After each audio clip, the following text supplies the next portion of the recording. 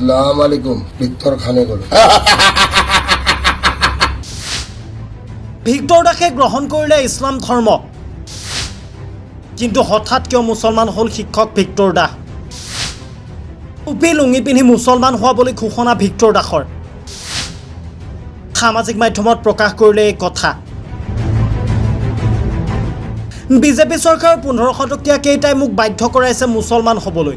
আনহাতে তেওঁ আৰু লিখিছে যে শুৱালকুছিৰ ল'ৰাকেইটা মোক লাগে আজ্ঞাথুৰিৰ মুছলমান জিন্দাবাদ দদৰা মুৰ্দাবাদ কালি মোৰ মাক মুছলমান মানুহে আহি বচাইছে পাপাকো বচাইছিল ধন্যবাদ ইনশাআল্লাহ সুবহানাল্লাহ আলহামদুলিল্লাহ তথ্য প্ৰমাণ ভিডিঅ' বাইকৰ নম্বৰ দিয়াৰ পিছতো অসম আৰক্ষীয়ে অপৰাধীক উঠাব পাৰিলেনে বুলিও প্ৰশ্ন কৰিছে ভিক্টৰ দাসে আনহাতে আৰক্ষীৰ পৰা চিডিআৰ ৰিপৰ্ট বিচৰাৰ লগতে বাইকৰ নম্বৰ চাই অপৰাধীক উঠোৱাৰ কথা সামাজিক মাধ্যমত লিখিছে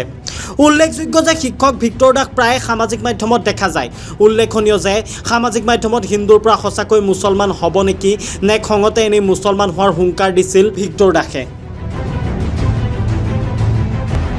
শেহতীয়াকৈ ভিক্টৰ দাসে সামাজিক মাধ্যমত টুপি আৰু লুঙি পিন্ধি এটা ভিডিঅ' শ্বেয়াৰ কৰা পৰিলক্ষিত হৈছে আৰু সেই ভিডিঅ'ত তেখেতে বহুকেইটা বিস্ফোৰাত্মক মন্তব্য প্ৰকাশ কৰা পৰিলক্ষিত হৈছে ভিক্টৰ দাসে উল্লেখ কৰিছে বিজেপি চৰকাৰৰ বাবে ভিক্টৰ খান হলো বুলি বিস্ফোৰক মন্তব্য প্ৰকাশ কৰিছে ভিক্টৰ দাসে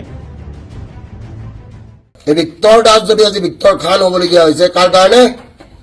এই বিজেপি চৰকাৰ নিজৰ স্বাৰ্থৰ বাবে হিমন্ত বিশ্ব শৰ্মাই টুপি পিন্ধিছিলে মই কোনো স্বাৰ্থ নোহোৱাকৈ আজি টুপি পিন্ধিছোঁ তহঁতৰ হেমন্ত বিশ্ব শৰ্মাই এদিন টুপি পিন্ধিছিলে যেতিয়া স্বাৰ্থ আছিলে মোৰ কোনো স্বাৰ্থ নাই আৰু মই পলিটিক্স কেতিয়াও নকৰোঁ মোৰ ঘৰত আক্ৰমণ কৰাৰ পিছতো সহায় নকৰিলে আৰক্ষীয়ে মোৰ মাকো আক্ৰমণ কৰাৰ চেষ্টা কৰিছিল দুৰ্বৃত্তৰ বাবেই মই ছাত্ৰ ছাত্ৰীক পঢ়াব পৰা নাই হিন্দু মুছলমান বুলি কথা নাই জয় আই অসম সদায় কৈছিলোঁ সদায় কৈ থাকিম বুলি মন্তব্য প্ৰকাশ কৰিছে ভিক্টৰ দাসে জয় আই অসম হিন্দু মুছলিম বুলি কথা নাই জয় আই অসম সদায় কম কালি নিশা ভিক্টৰ দাসৰ বাসগৃহত আক্ৰমণ কৰা পৰিলক্ষিত হৈছিল এখন বাইকত অহা দুৰ্বৃত্তই আক্ৰমণ কৰিছিল ভিক্টৰ দাসৰ বাসগৃহত তাৰ পিছতে ভিক্টৰ দাসে বিভিন্ন ধৰণৰ অভিযোগ উত্থাপন কৰা পৰিলক্ষিত হৈছিল সেই সন্দৰ্ভত ব্যৱস্থা গ্ৰহণ নকৰাৰ পৰিপ্ৰেক্ষিততেই 24 ঘণ্টাৰ বাবে আৰক্ষী তথা অসম চৰকাৰক প্ৰত্যাহ্বান জনোৱা পৰিলক্ষিত হৈছিল ভিক্টৰ দাসৰ তৰফৰ পৰা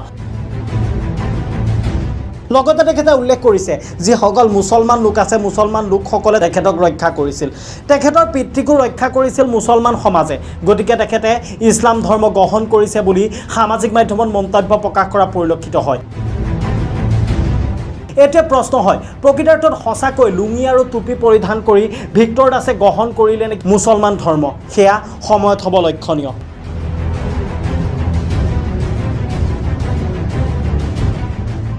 bureau report reporter any Guwahati